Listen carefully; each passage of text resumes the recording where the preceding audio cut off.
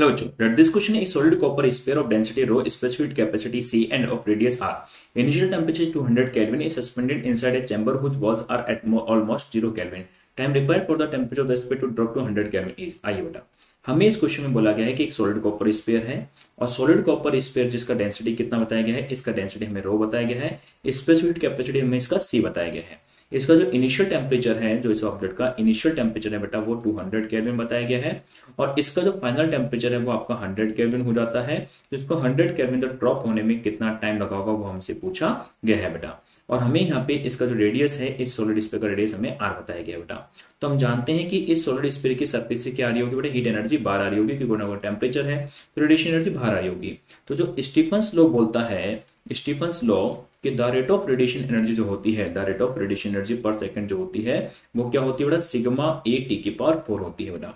अब जब heat energy बाहर आएगी तो टेम्परेचर डिक्रीज होगा, तो टेम्परेचर डिक्रीज होगा तो रेडिएशन एनर्जी की वजह से लॉस जो होगा उसको हम एम एस डी टी लिख सकते हैं। टेम्परेचर डिक्रीज हो रहा है इसलिए नेगेटिव का साइन यूज किया, तो माइनस का एम सी, यहाँ पे सी क्यों यूज किया क्योंकि यहाँ पे जो एस होता है वो स्पेसिफिक कैपेसिटी होता है, तो कई बुक्स में उसको एस से रिप्रेजेंट करते हैं तो कई बुक्स में उसको सी से रिप्रेजेंट करते हैं। यहाँ स्पेशली सिंबल आपको सी बोला गया था, हमें सी का यूज करना होगा।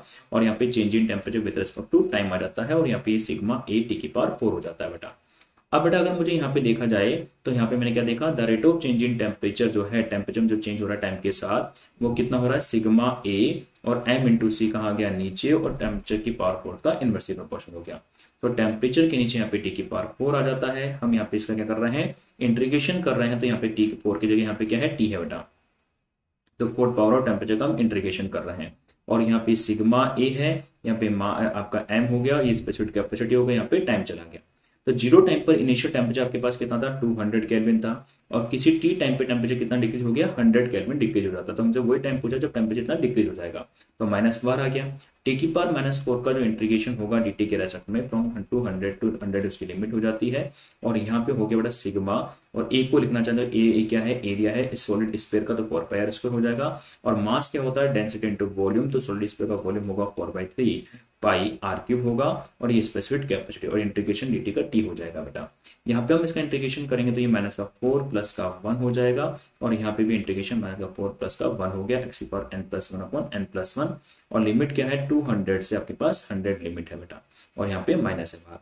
यहाँ पे देखेंगे तो देखो आर क्यूब से अगर काटते हैं तो आर स्क्वायर से आर क्यूब काटेंगे तो एक आर बचेगा, पाई से पाई कट जाएगा, 4 से 4 कट जाएगा, तो फाइनली 3 ऊपर चला जाएगा, 3 ऊपर चला गया, सिग्मा ऊपर चला गया, टी आपका ऊपर की तरफ है बेटा, नीचे की तरफ डेंसिटी बच गई, रेडियस बच गई और स्पेसिफिक कैपेसिटी बच जाती है। यहाँ पे -3 आएगा, माइनस माइनस प्लस हो जाएगा, तो फाइनली हम क्या देखेंगे यहाँ पे माइनस माइनस प्लस हो गया तो 1/3 और टेम्परेचर पावर 3 हो जाती है बेटा।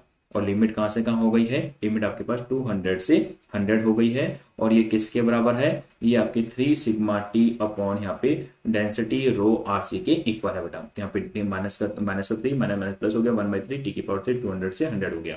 तो हमने लिमिट क्या देखा कि 1/3 टी क्यूब जो है, 1/3 टी क्यूब जो है बेटा, लिमिट जो हो गई है वो 200 से 100 हो गई है। और यहाँ पे जो हमारे पास आ चुका है, यहाँ पे जो हमारे पास आ चुका है 3 sigma T upon rho R C है बेटा। 3 sigma T, 3 Stefan constant, time and density और रेडियस और स्पेसिफिक कैपेसिटी हो गई बेटा। तो अगर मुझे टाइम कैलकुलेट करना है तो टाइम को कैलकुलेट करने के लिए density, radius, specific capacity upon 3 sigma और यहाँ पे लिमिट क्या हो जाएगी, देखो 3 टी क्यूब आपका इधर आ, देखो यहाँ पे हम क्या करेंगे, जो 1/टी क्यूब है, अगर टाइम कैलकुलेट करना है तो हमने यहाँ पे टाइम को कैलकुलेट करने के लिए यहाँ पे क्या है बेटा 1/3 टी क्यूब है और यहाँ पे इसकी जो लिमिट है वो कहाँ है 200 से 100 है बेटा।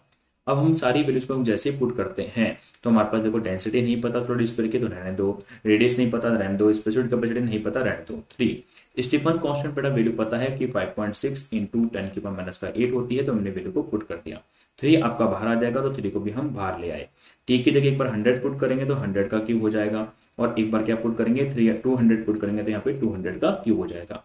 और हम जब इसको पूरे को सॉल्व करते हैं तो जो टाइम का वैल्यू है बेटा वो आ जाता है 1.71 into rho into R into C, आपके पास टाइम का वैल्यू आ जाता है बेटा। तो मतलब डेंसिटी की फॉर्म में, आर की फॉर्म में, स्पेसिफिक कैपेसिटी फॉर्म में आपके पास ये वैल्यू कितनी आ गई 1.71 आर रो आर सी आपके पास टाइम आ जाता है बेटा। और यही हमारे इस क्वेश्चन का आंसर हो जाएगा। तो हमसे टाइम पूछा था तो टाइम होगा 1.71 density, radius and specific capacity के साथ मल्टीप्लीकेशन साथ आपके पास टाइम होने वाला है। ओके बेटा, थैंक यू।